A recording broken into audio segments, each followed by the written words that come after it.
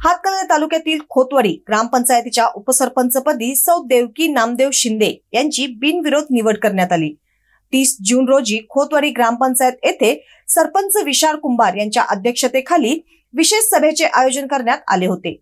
खोतवाडी ग्रामपंचायतीचे माजी उपसरपंच सावंता माने यांनी आपला उपसरपंच पदाचा राजीनामा दिल्याने हे पद रिक्त होते।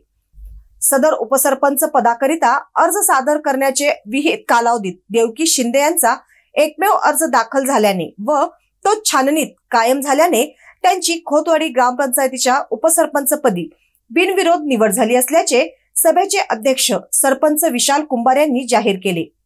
यावेळी ग्रामविकास अधिकारी MK कांबळे यांनी सदरची निवड प्रक्रिया पार पाडली। यावेळी शिंदे समर्थकांनी फटाक्याची आतिषबाजी करत गुलालाची उधळण केली।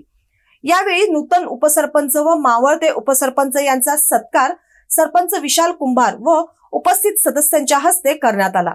सरपंच व सर्व ग्रामपंचायत सदस्यांनी विश्वासात घेऊन इथून पुढे आपल्या कारकिर्दीत खोतवाडीच्या विकासासाठी प्रयत्नशील राहणार असल्याचे मत नूतन उपसरपंच देवकी शिंदे यांनी निवडी प्रसंगी बोलताना व्यक्त केले। आभार नानासो कांबळे यांनी मानले।